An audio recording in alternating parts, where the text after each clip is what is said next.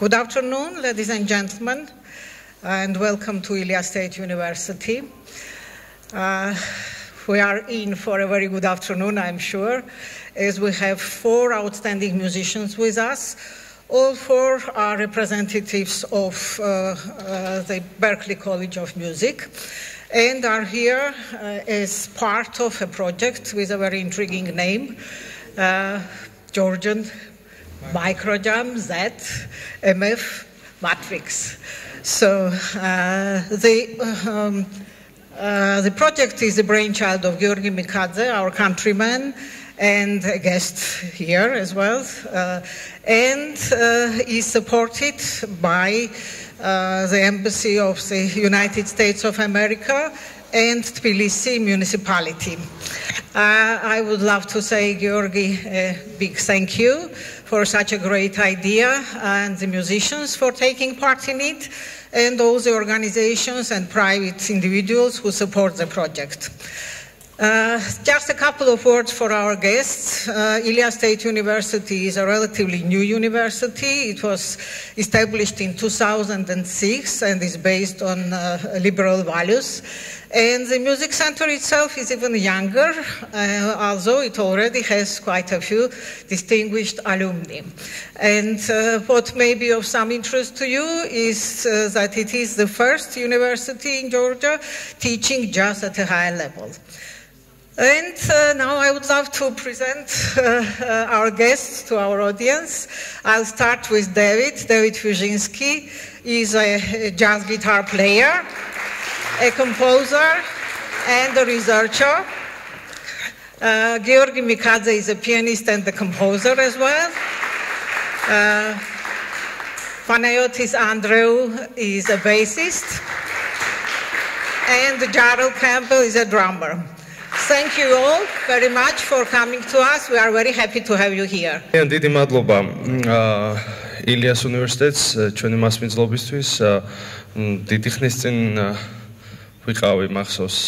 ძალიან მაშინ რაღაცა თითქოს ჩემი ბიოგრაფიას ავით მოვყევი და იმის მიერ ძალიან დიდი დრო გავიდა უკვე. ძალიან საინტერესო მოგზაურობა მქონდა მუსიკალური და არ ვიცი რაღაცნაირად საბოლოო ჯამში ქართულ ფოლკლორთან მოვედი ძალიან ღრმად. ესე რომ დავიწყე რაღაცების გამოკვლევები.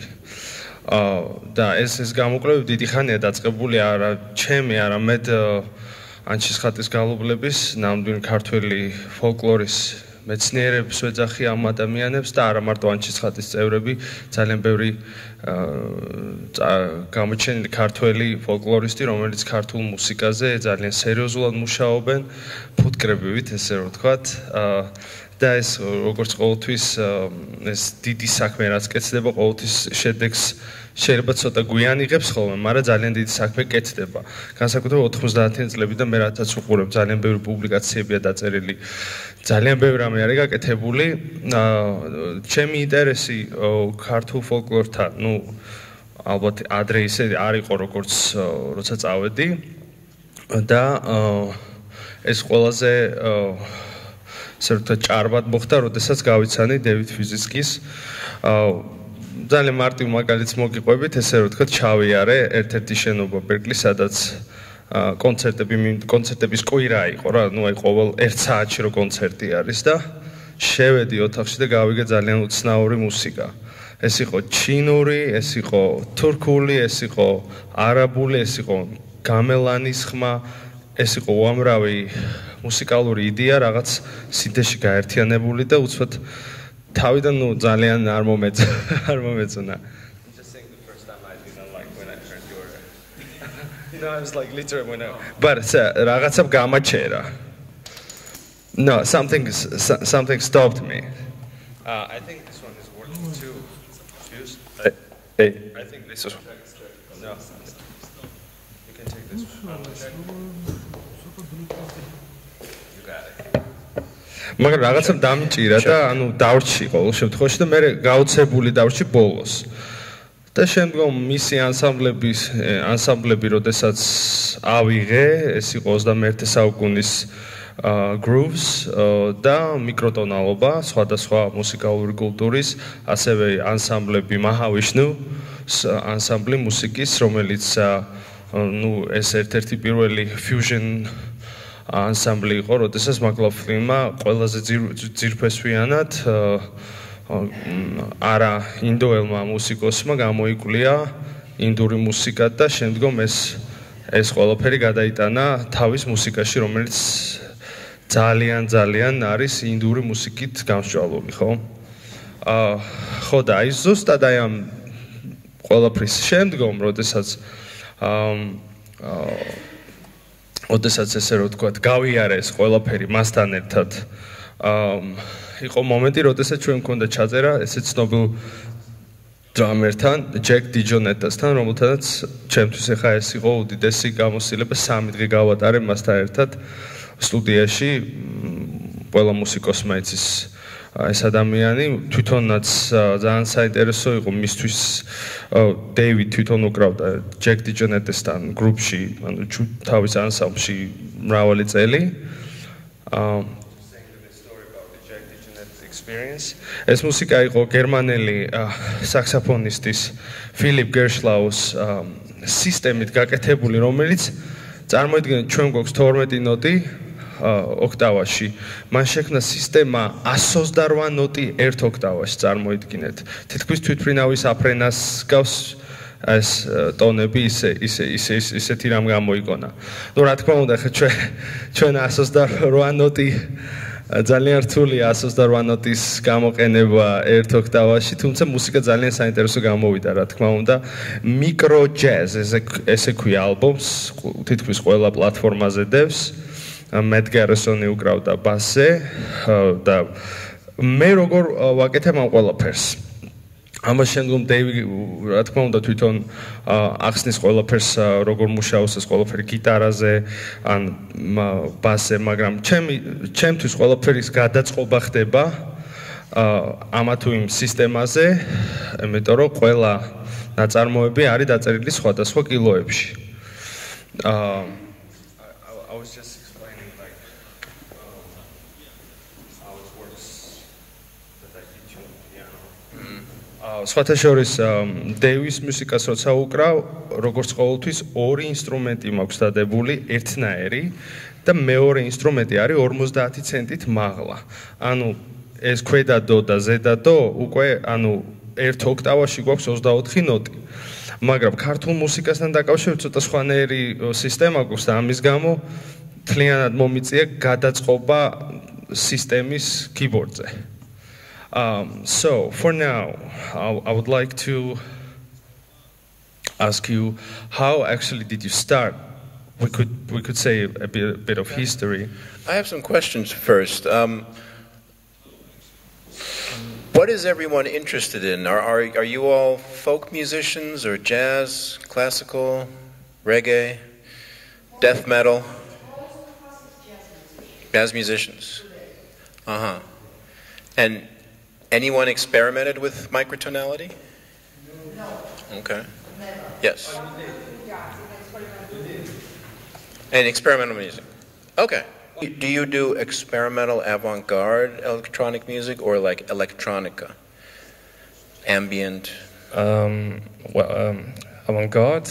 Well, what do you exactly call avant-garde? I don't know, like musique concrète? Yeah, Pierre Schaeffer and that kind of thing. Yeah. Or there's this guy Sevish who yeah. does amazing microtonal electronica.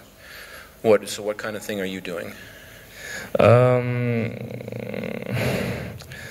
Actually, I'm more into contemporary classical music, but this was at some point for me. This was at some point a side thing that I was experimenting on because I just wanted to implement the microtonality into chamber music or into nice. orchestra. So I wasn't particularly writing it in order to have an experience in the future to write, for example, electronic music, but to have the knowledge to alter the tempered the temperament, to alter the temperament within the acoustic environment. Cool. And what system were you working with? Well, I was just using different pitch shift systems, and also our friend mentioned that Ableton added the pitch shift system, so I was just pitch shifting. I know, but quarter tones or... Yeah, quarter tones, of course. Okay, cool. Quarter tones. Very cool. All right. Great. Yes, sir. Welcome again. We have quite long and deep studies in electroacoustic music, in electronic composition. And during these studies, students and professors as well are often confronted with microtonality through just digital audio synthesis, or even in music concrete, or even composing acousmatic or electroacoustic music of different arts. We are not pretending to follow or belong to any kind of system in microtonality, but the experience with non-tempered scales or non-tempered pitches without any system even sometimes can be also interesting, experimenting with different fluctuations of very close pitches, etc. On the other side, I was myself member of the Sanchis-Khati choir you just mentioned, and there are also, my question after your lecture would be also to Georgi, what there are two theories about Georgian pitch system, and what is they're pretty controversial. And this would be very interesting, which of them is closer to Georgi's musical aims, etc. So actually, this is a really good question, and I know exactly what you mean. It's kind of a because it's kind of a understanding of the Georgian music, and it's like kind of got divided. Like, well, some scientists think this way is correct, and some scientists think that it's this way is correct. So actually, I went. Well, the folklorist scientists, I mean, these people are outstanding. I mean, I have to bow to everyone, really, what they have done. But at the end, actually, I went towards my intuition. Why towards my intuition? Because I'll tell you, I was listening every day, 2-3 hours, while I was living in New York, and I had to take this long train, D train. I mean, anybody who's lived in New York, everybody knows about this D train. It's like really long. So I was listening on and on folk music and analyzing myself and making some like notes. And obviously, at the end, I learned both systems, kind of. I mean, not as, I don't know that much. I mean, with the depth as they are. Yeah. At the end, I decided, with my understanding, that it's 8 notes per octave, equidistant scale. And at the end, I said, for example, in Svaneti, this is a bit different. In Kacheti, it's a bit different. In Guria, it works different. But still, like in any composition that I wrote, for example, that we might perform, which has this like Ajarian flavor, I did this with my intuition. I made the scale based on their system. So I had to unite their system eventually. Because at the end, does it sound Georgian? I was like, yeah, it does sound Georgian. So that was my task. So I think we made it, and it would not be possible, of course, just you play on the keyboard. It's pretty easy. But it's like extremely hard on guitar and extremely hard on bass. Few musicians actually who can do this. There are not too many musicians. The first time that we started this project, it was in Santa Monica. I did this fellowship. That's where I did all the research pretty much during these 3 months. And we performed this music eventually.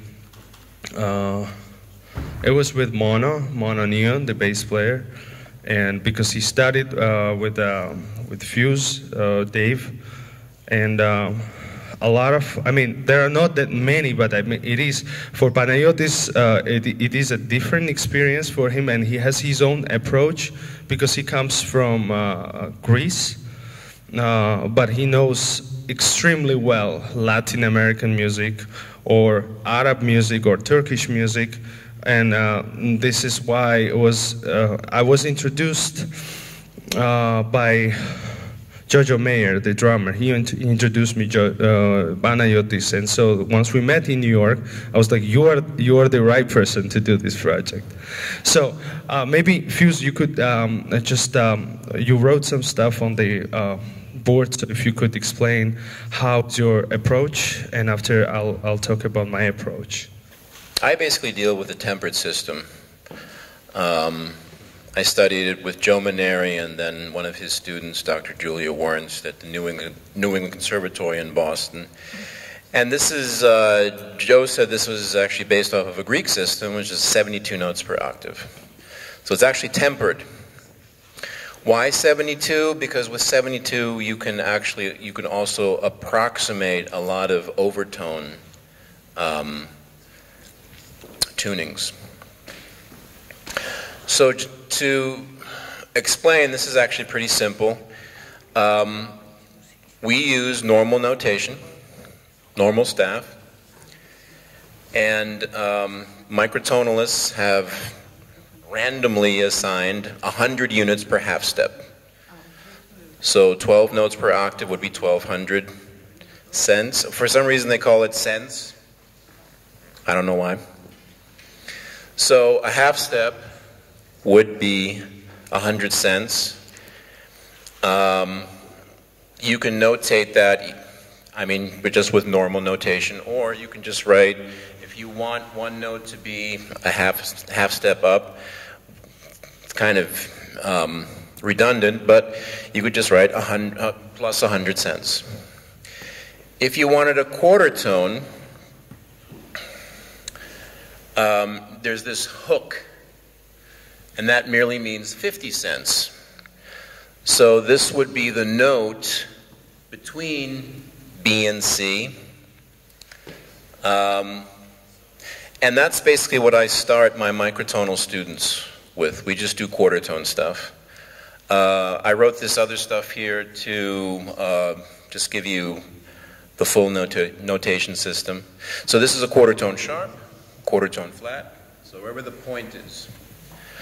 A half arrow is a sixth tone, so technically 33.3333, they just round it off to 33. Sharp, or flat. A 12th tone, 16.666, or 16, that's a 12th tone. So that's an arrow. And yes, you can write also plus 50, or plus 32, or plus 16, or if you want it flat, minus 32, 16, and so forth. And I can play this for you, so sorry, I can't talk and do the same thing at the same time. Quarter tone. So 2 quarter tones. A sixth tone. 3 sixth tones is a half step. And then a 12th tone, you slice the sixth tone down the middle. It gets pretty small.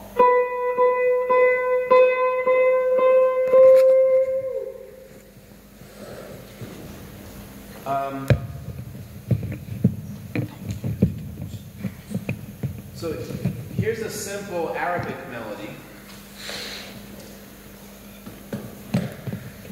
Thank you. Great. Cool.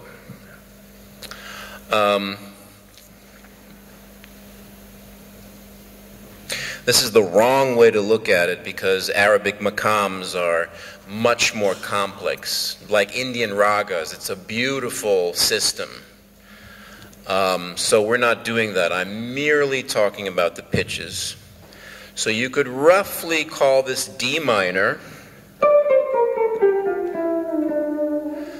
but the 2 is neutral. It's not Phrygian half step, It's not Dorian or Aeolian, whole step, but in between.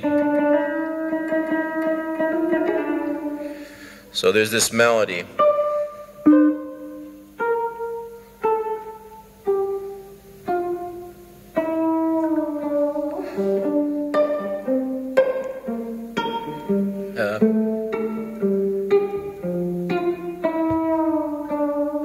And it goes on something like this.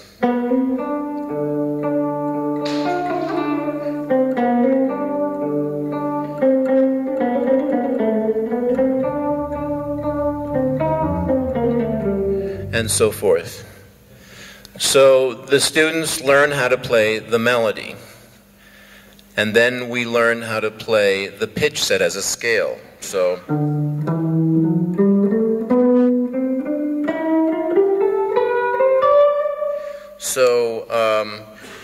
just to give you an idea, here's Dorian.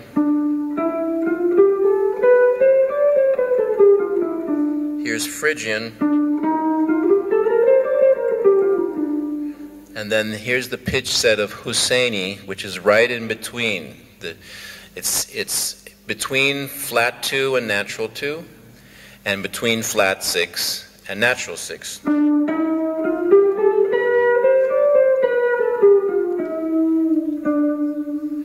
So then we practice playing this scale.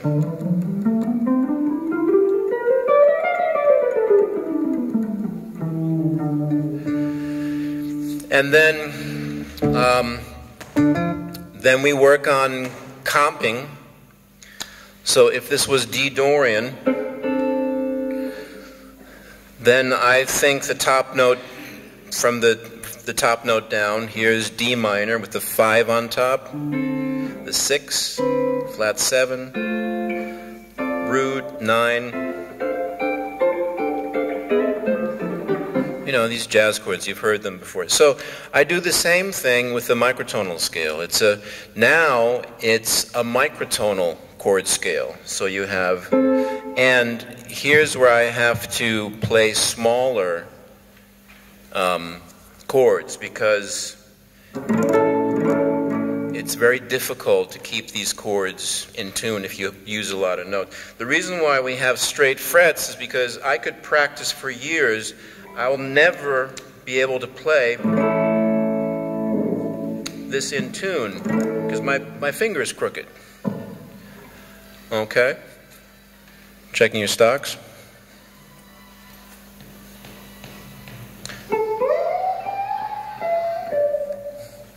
All right.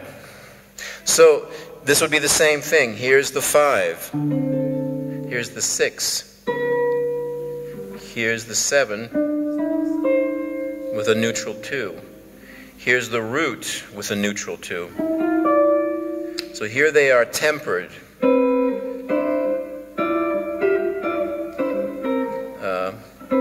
Tempered, well, this is 12th tone tempered. This is quarter tone tempered.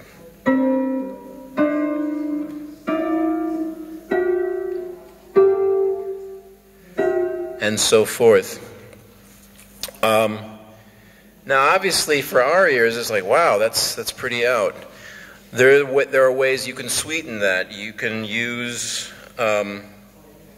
you can comp with your neck pickup. The bridge pickup is going to be much harsher. The neck pickup is going to be sweeter. Also, if you use a delay, you can lose the attack. So now you have, I think, very sweet but almost alien chords.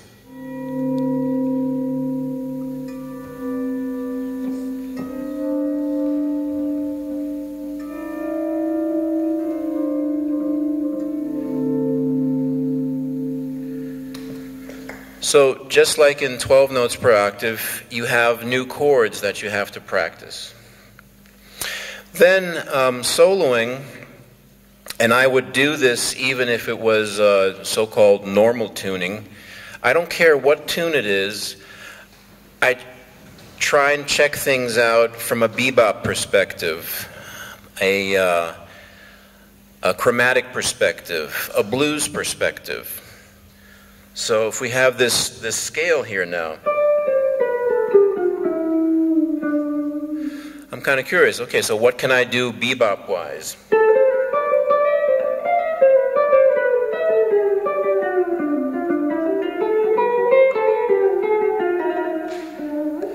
What can I do chromatically? So instead of 12 notes, I have 24.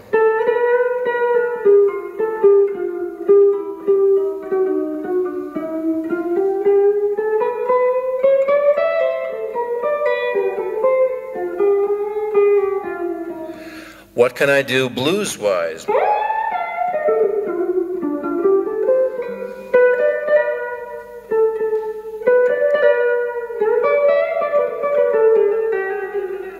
So some of the stuff sounds cool, some of the stuff sounds terrible. But here's like a great way to experiment and find things out. So why don't we just jam just on D minor, just for a second? Yes. What? Oh. Can we mute the phones? That would be cool. Yeah, just something like...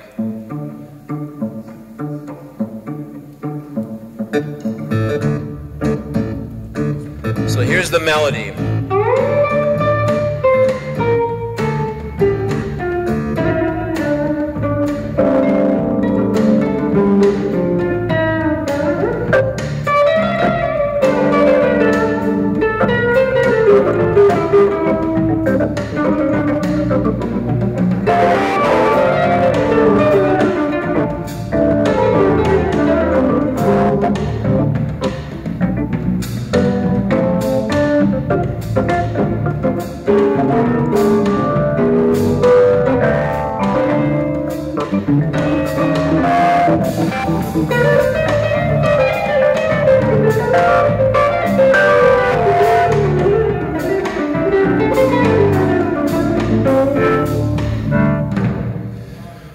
So now you're basically playing quarter tone jazz or quarter tone groove stuff.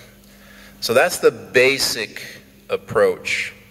We start with in my class, we start with a simple so-called world music source. In this case, an Arabic melody. It doesn't have to be, it could be a Chinese melody. And then we also do a string quartet that I arranged by Julian Carrillo called En Secreto. That one is different in the sense that the chords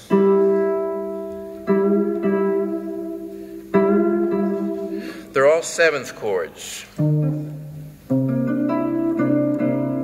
It's just normal. But they breathe in quarter tones. So instead of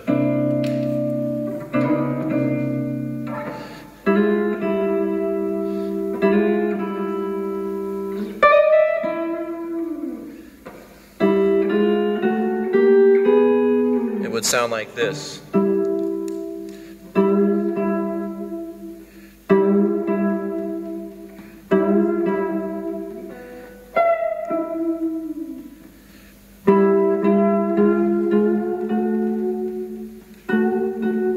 So it has a little bit of an alien, or, yeah, there it is. Do you have the original?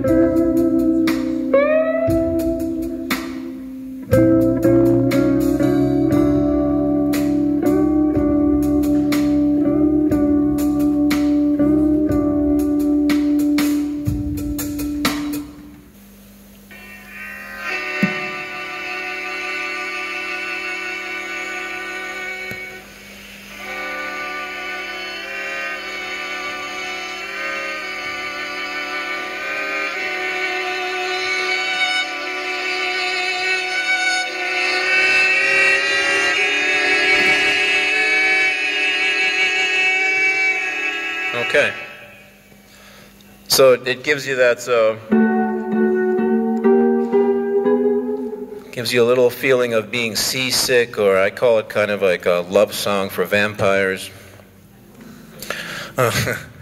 So we start with a world music source where it's a scale, just like our scale, and it has accidentals, but the accidentals are different. And then we also do a Western microtonal source where there's quarter tone chromaticism, and the students, players, including myself, I learned a lot doing this. Especially when a student didn't show up, I had to play all the other parts. So it was actually an education for me. In this case, microtonal, in this case, quarter tone chromaticism. And that's how we start. And then we try more complex tunes. And then each student,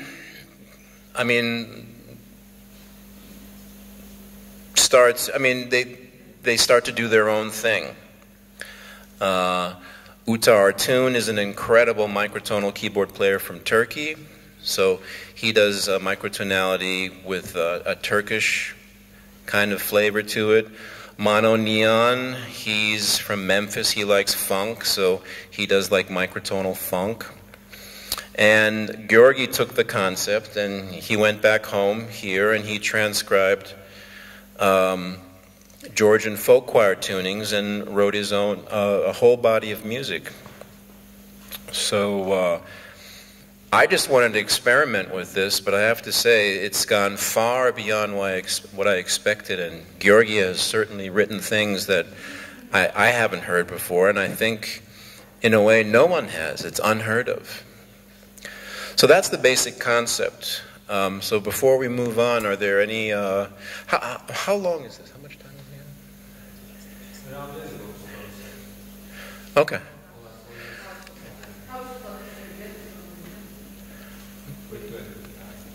All right, before we move on, are there any questions?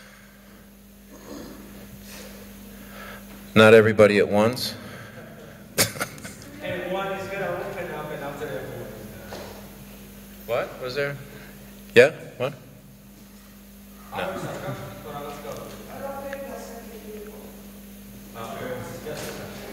Okay. Okay. The second one is, how did the change of the temperament affect the timbral ideas that you had? For example, the pedal board, the pedals that I see on the ground, on the floor. Did the change of the temperament affect your timbral imagination? So these two questions. Yeah, first of all, according to Stephen James Taylor, there are more tuning systems than there are composers. Right now, you can be Captain Kirk and microtonally go where no one else has gone before. So I think it's really exciting. Every semester, someone comes up with something I've never heard before, which I think is great. New scales. I really like this Husseini scale with a quarter sharp 11.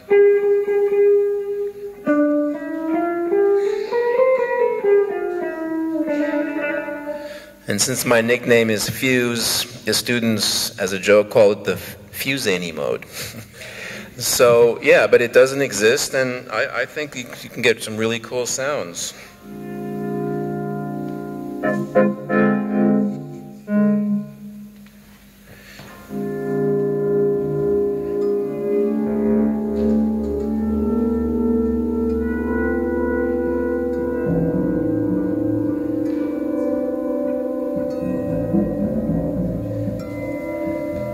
And so forth. And in a groove context is virtually unheard of. So I think that's exciting. Yeah, pretty much. And we also do untempered stuff. I mean, his music is, it's all numbers and stuff. What do you mean by numbers? I have actually a question to you. Could you talk about your project that you transcribed like Messiaen used to do, and you wrote the new album concept? And I'll play something excerpt from the album. Oh, okay. So I got a grant and part of Guggenheim Fellowship. Yeah, it's a Guggenheim Fellowship, and I love Olivier Messiaen. Does everyone know Messiaen? Yeah. The French composer. A lot of his music influenced by bird calls. So what I wanted to do, one summer I went to all these websites, especially Xenocanto.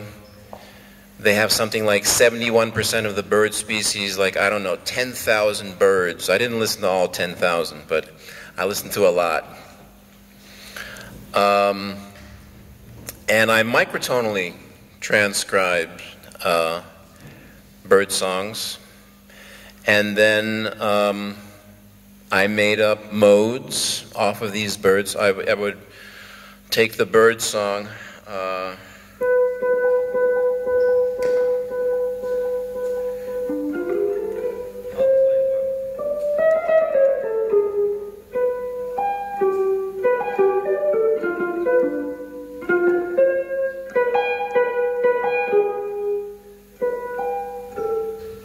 can't remember.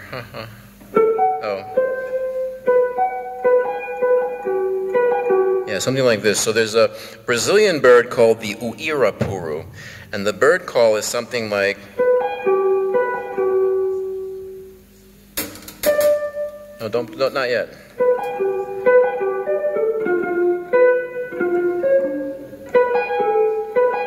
Yeah, there it is. No, hold on.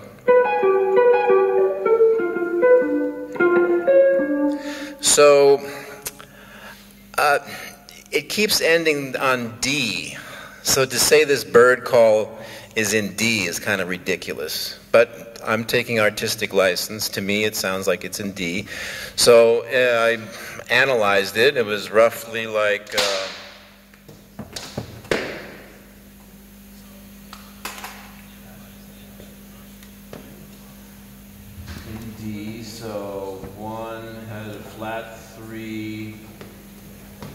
quarter sharp 3, a quarter sharp 4, 5, 6, and a 6 sharp flat 7.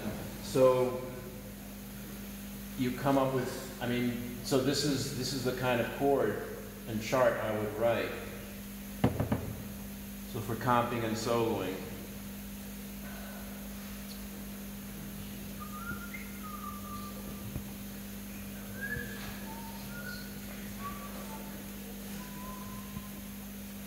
There's the mode, there's the scale. So what I wanted to do is, unlike Messiaen, I wanted the audience to hear the bird call. I wanted so you'll hear the bird call, then you'll hear the source, then you'll hear how we improvise on it. So there's a free improv. Then there's a short through composed section based on the uirapuru. And then there's another improv, so we'll maybe get that far. Can I put now? Yeah. No, take it from the top.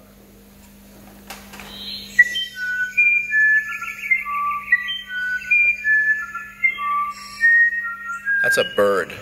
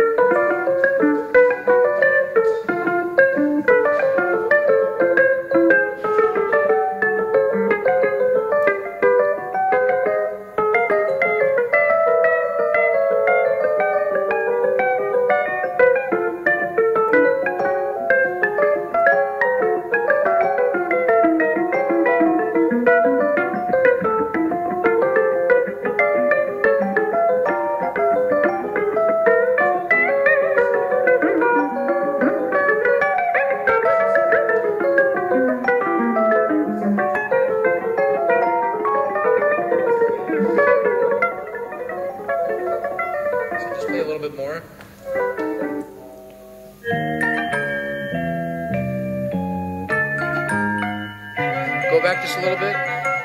Go back just a little bit. Yeah, let it go. Let it go, just let it go. So now here's a through composed thing based on the bird.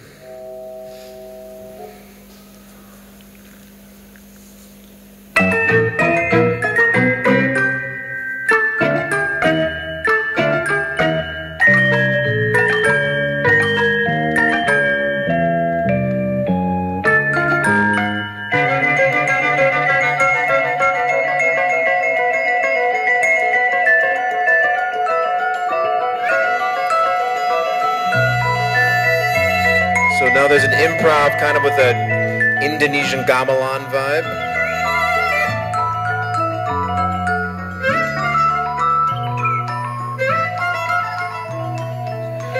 So now hold on. So that was the second movement where the uirapuru is the melody. If you go to the next movement, the uirapuru melody is now the bass parts. Yeah.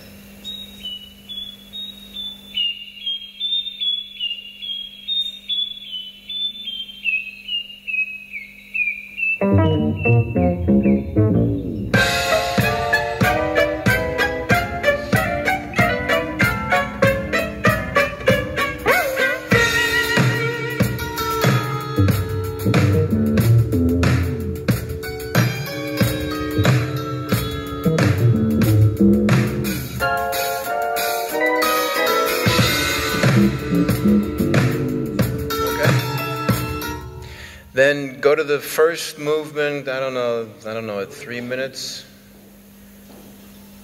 The first one? Yeah. Like at 3 minutes.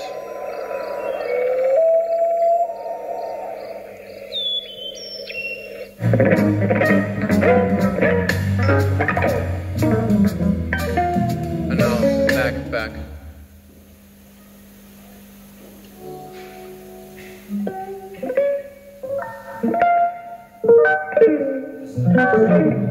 Yeah, this first one.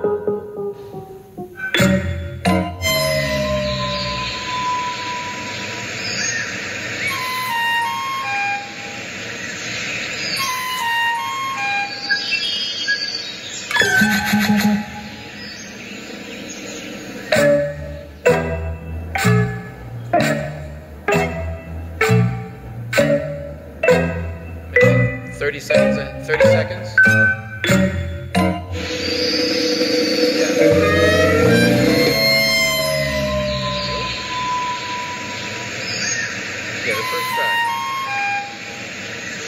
No, I meant 30 seconds forward. There we go. That's it. Okay, it's hard to hear, but now, so the first thing you heard, the uirapuru was the melody. The second thing you heard, the urapuru was the bass line. Now here, the uirapuru is the tonality. I mean, it's hard to hear, but technically I'm taking a solo in D minor uirapuru.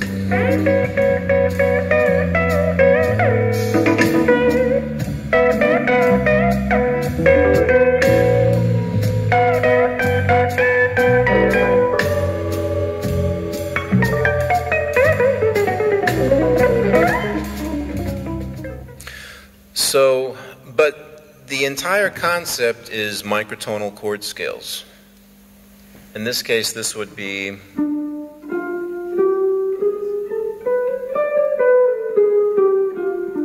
so the same thing. I have to figure out the fingerings, then have to figure out chords, and then motivically improvise off of.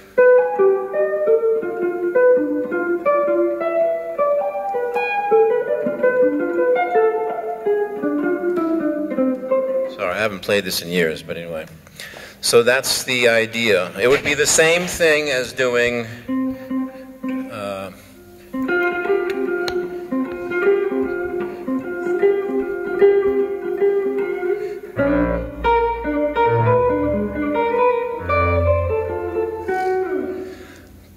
but not just playing over a blues, but using the motif of now's the time.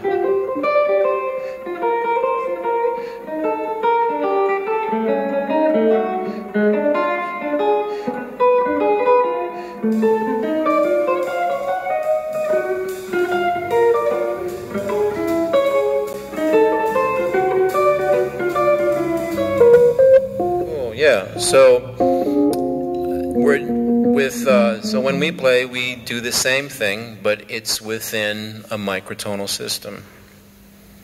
In some ways, not a big deal, but trying to play, especially Georgi's music, a lot of it gets very small very quickly. There are some more questions? It's actually the microtonality, if I think it right, and if we could regard microtonality as a result of different reasons, different initial circumstances. For example, in blues, there could be just one or two steps that are between so-called tempered steps, like. I mean, if you really check out blues players, it's kind of everywhere, but it's usually around the sharp 9 and around the sharp 4. Yeah, that's the usual. Yeah. The 6 can get a little happy, but there are also particular systems that can be calculated from the practice, listening to these recordings, to historical archive recordings, etc. But there are also some occasional microtonalities.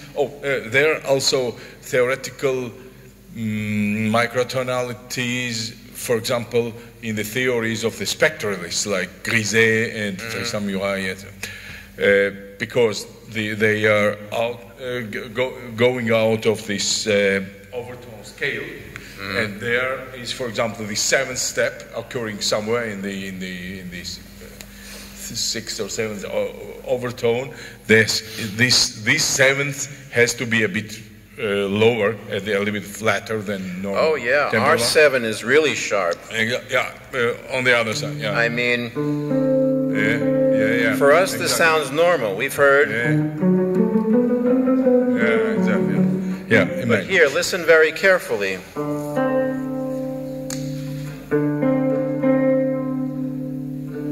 That's a real flat 7. Exactly. Yeah. It sounds wrong, but there's no here. That's our flat which one 7. Can we consider as real and wrong? I mean, we'll let the scientists fight over that. Exactly.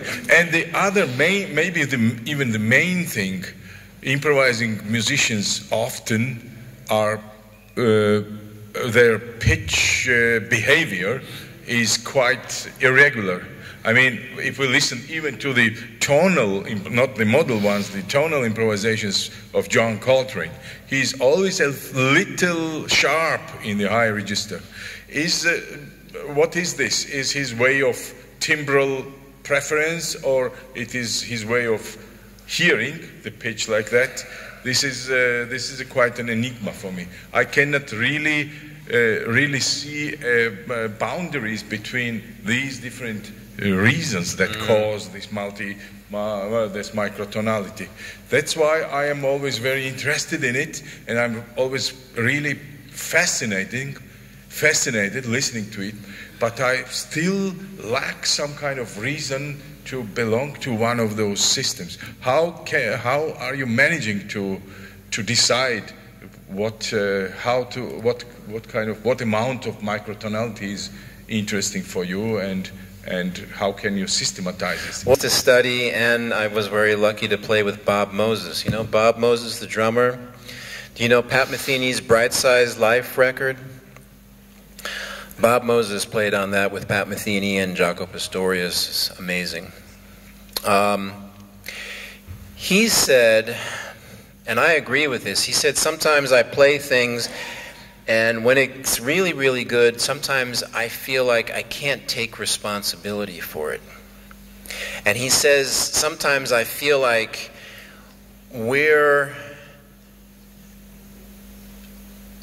if we work on ourselves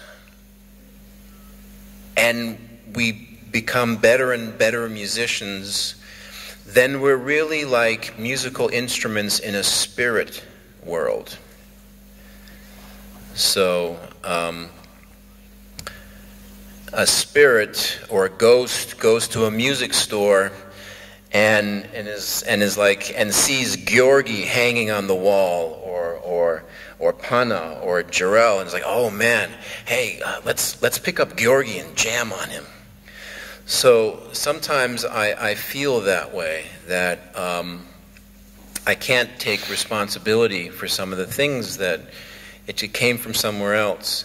So the reason I decided is that, and I don't know why, but there seems to, the only thing I can see is the Silk Road. But I just really gravitate towards like Middle Eastern, Turkish, Indian, and East Asian. So when I hear, let's say, an Arabic thing of like,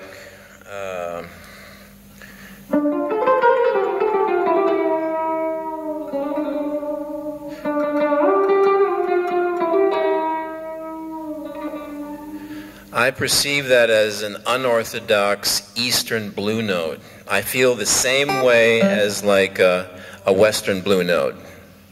Let's say when Jimi Hendrix goes,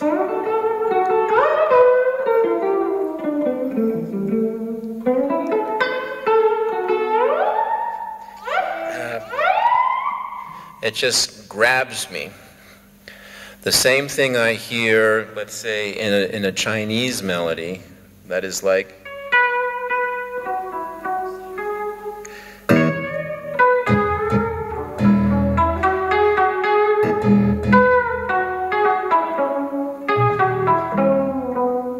hold on. So that's, it's not flat 7, but in between. So it's almost like, I don't know, something decided for me. It's just really inspiring. And so I picked up my guitar and I was trying to go,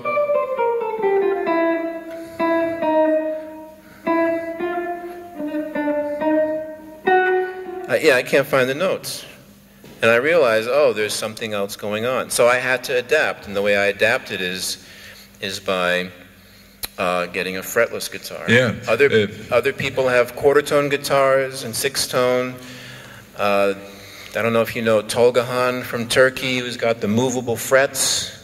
He can do virtually anything. Pana has adapted with fretless. I usually start people out with 2 keyboards, one a quarter-tone sharp. Georgi has adapted his own system. Yeah. So I was just really inspired and moved by that, and then by some of the microtonal classical composers. It's really fascinating how we should still distinguish between some occasional or random detuning or not being in pitch, microtonality, spontaneous one, but with wind players and even string players, singers, etc. But when a piano player sees the necessity of reorganize his pitch system, this is something really, really interesting for me. For me, I think it's the desire to really reproduce something that we've heard. And for me, it's also respect. You know, if I'm going to go and check these things out, I want to try and play it as accurately as possible first before I change it. Yeah, sure. So then there's all this stuff and, you know, that stuff.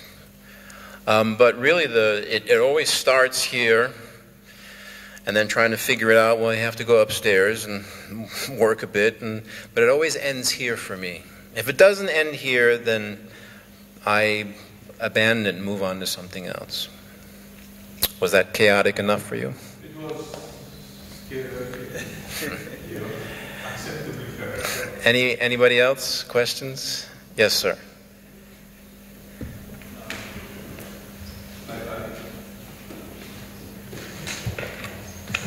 Yeah.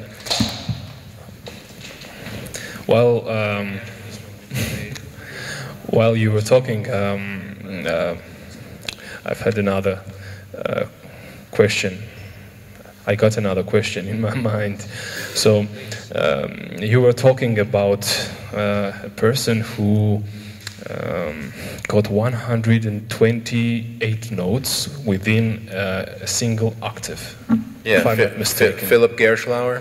Yeah.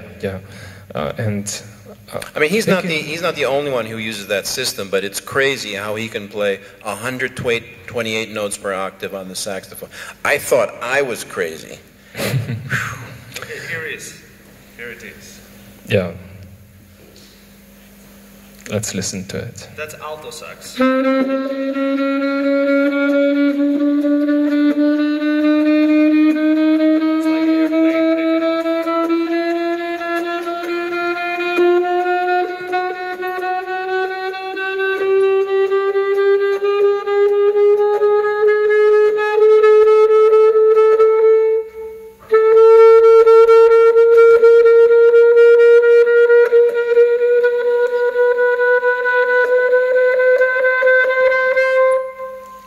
Did you hear he ran out of breath at 77 notes? Nah, he has to practice. That's not. That's actually marvelous. Pretty good sound. What my question was that theoretically you can have infinite number of notes within an octave. You can divide them by 2 all the time. And if we think about today's modern technologies, you can basically have more than 128 notes. Let's say, for example, double the amount, 128 multiplied by 2, for example. You can have more notes. So when you have more notes, you can't really distinguish the change between the notes. For example, when you would say plus 1 cent, plus 2 cent, it's really hard when you play melody to distinguish a change in a harmony. So what is the limit? How many notes can you have within the microtonality? There's no limit, number one. Number two, it's also how you use it. On that record, he used an untempered 128 note scale, but for each tune he chose a 12-note pitch set. So, I mean, in a way, it's the same thing with our 12-note per octave system. You play 12 notes all the time. Imagine, again going to now's the time. Imagine every solo is.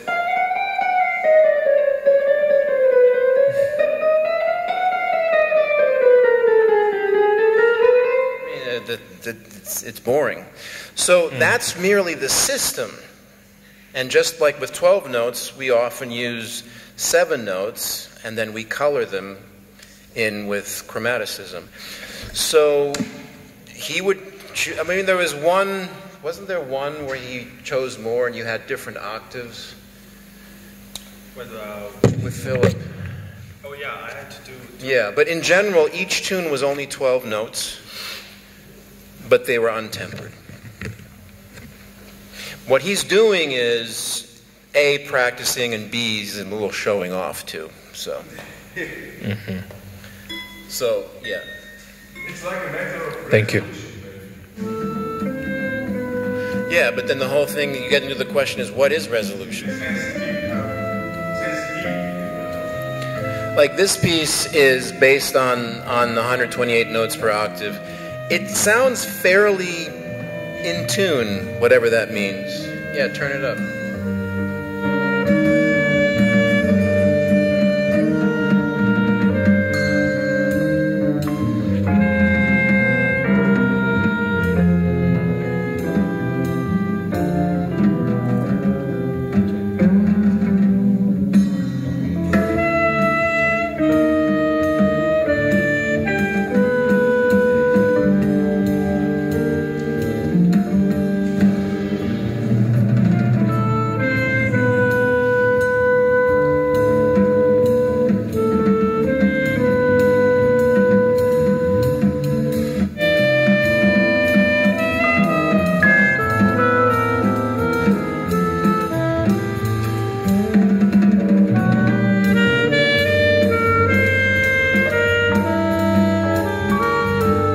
Jack DeJohnette is in a way the perfect microtonal drummer. He just flowed with it.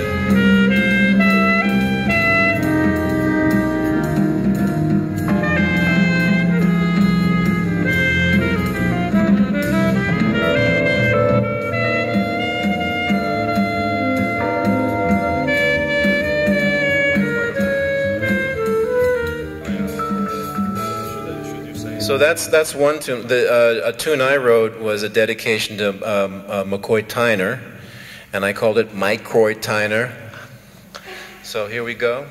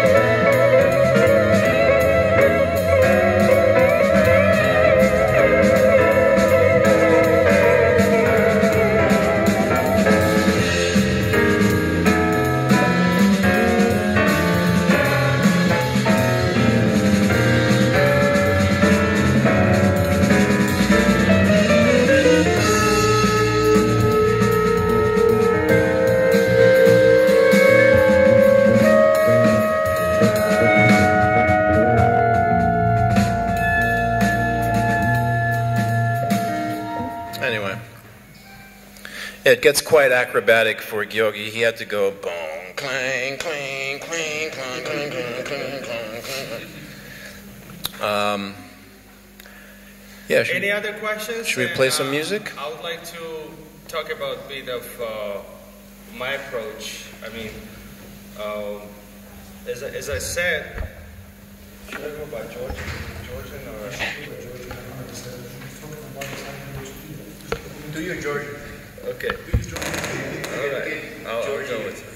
Ესე იგი, როგორც სისტემა, ხანდახან ინგლისურად თითქოს უფრო მიადვილდება ხოლმე. Sometimes it's English is better for me, but ესე იგი, როგორც ვილაპარაკე მანამდე, 8 ნოტიანი სისტემა, ესეთ კომპოზიცია დავწერე, გვაქვს 12 ტაქტიანი ბლუზი, ხო? ბლუზში არის ესე რომ ვთქვათ, მეოთხე, მეხუთე საფეხურები, როგორც სუბდომინანტა და დომინანტა, ხო? ქართულ მუსიკაში არის დაბალი მე-6 და დაბალი მე-7. კადანსისთვის ესე რომ ვთქვათ. ამის ესე რომ ვთქვათ, მიქსი გავაკეთე და პირველ რიგში უნდა მომეძებნა სწორი გამა ამისთვის, კილო. ცენტრი არის სოლ.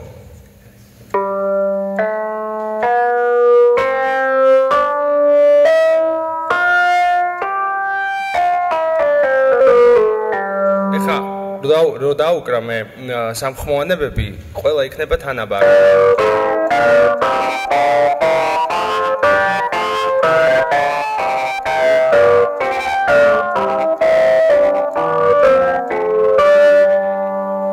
ამაზე დავწერე ეს კომპოზიცია, რომელსაც არ ვიცი, სახელი ესეთი მოუფიქრე, დავარქვი ქართლოს blues, იმიტომ რომ ქართლოსი იყო თითქოს ჩვენი мама და ბაბუა საქართველოს თითქოს, მაგრამ არ ვიცი თქვენ დამეთახვებით თუ არა, მაგრამ ისტორიიდან, ქართული მითოლოგიიდან ესე გვაქვს. Should we try actually Carlos, guys? Yes.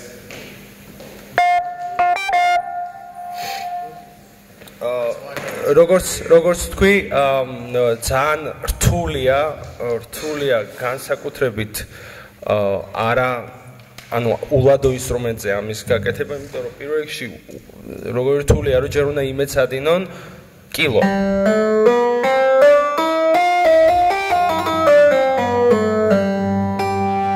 ხო? Should we try?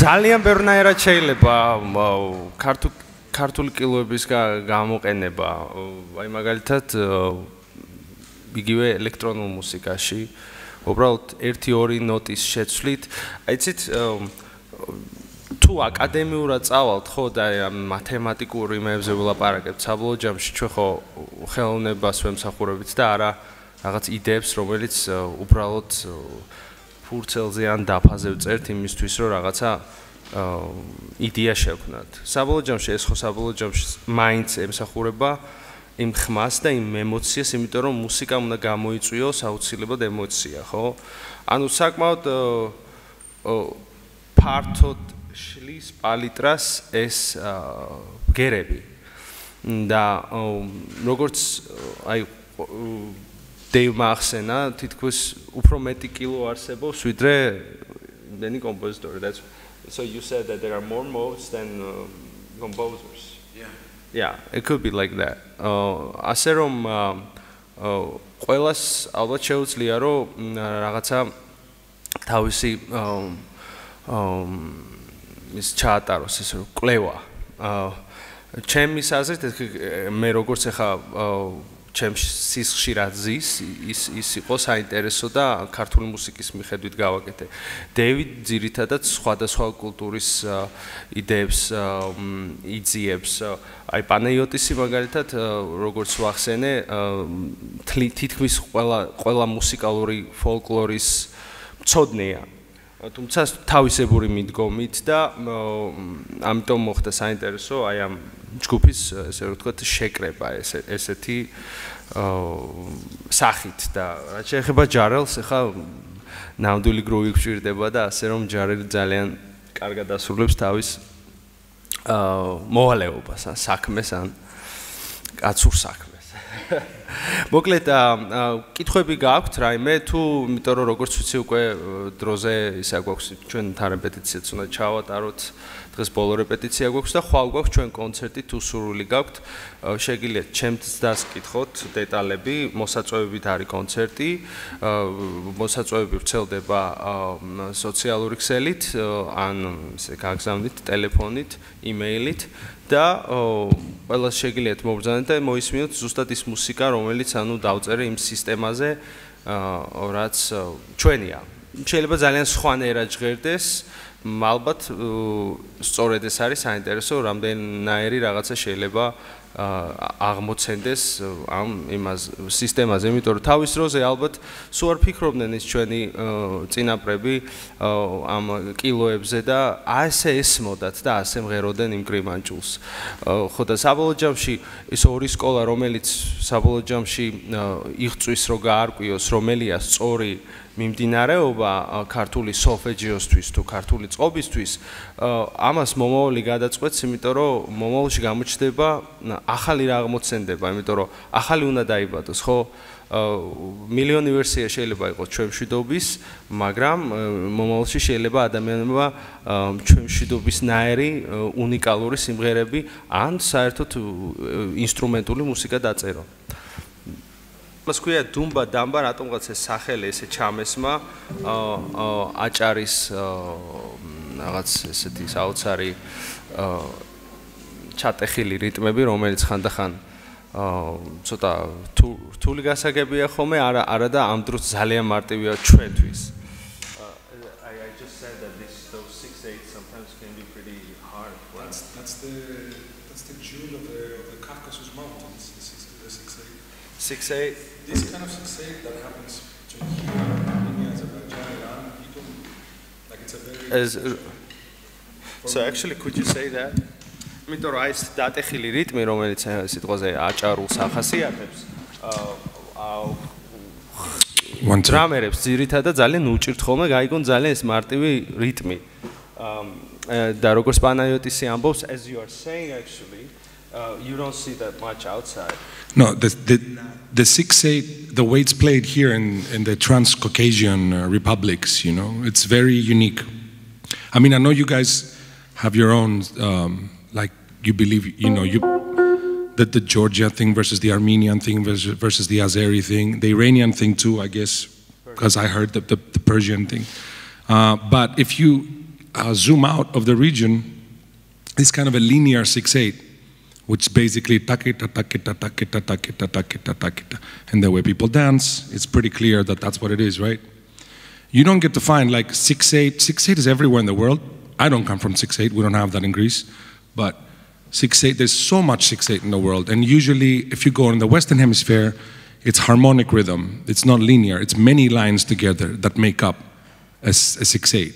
You know, like in Cuba, it would be like a, you know, with the clave.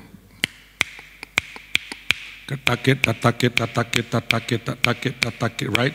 And the bass we say gung king gung king gung king, which is all upbeats. And then you have another line that says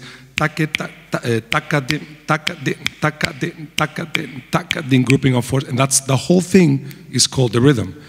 But we have that in common from starting from the Balkans all the way to Japan, that rhythm tends to be melodic and linear. And the way the 6/8 is played in the region, not only in Georgia, I ended up playing first with Armenians when I went to Boston, and it's very similar. The accents always a rakatatukar, rakatatukar, rakata, rakata, rakata, rakata. It's also fingers, right? Which is not a thing in the Western Hemisphere. That's something you find in the East in general. So you have all this very close to melody approach about playing rhythm. Rakata, rakata, rakata, ra, ra, ra, ra, ra, ra. So yeah, that's all. It's a very unique, and I've noticed how Georgi, every time we play this specific song, which is based on the folkloric 6/8, he always has to try to explain where the beat is exactly, and people that are from the West are like, but I'm doing it. And he's like, yeah, but it's like little, it's a little different. Exactly what it is. So it's just, yeah.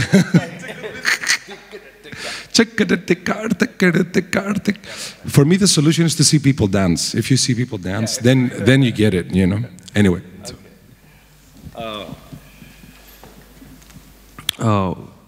Ну ამით დავასრულებთ ამ კომპოზიციით. ძალიან დიდი მადლობა რომ მობრძანდით. ალბათ საინტერესო ბევრი რამ გაიგეთ დეივისგან, პანაიოტისისგან, ჩემი იდეაც ესე რომ ვთქვათ გაგინდეთ როგორ მუშაობ. არ ვიცი საით წამიყვანს ეს მიმართულება, მაგრამ ყოველ შემთხვევაში რაც გავაკეთეთ იმას შევასრულებთ.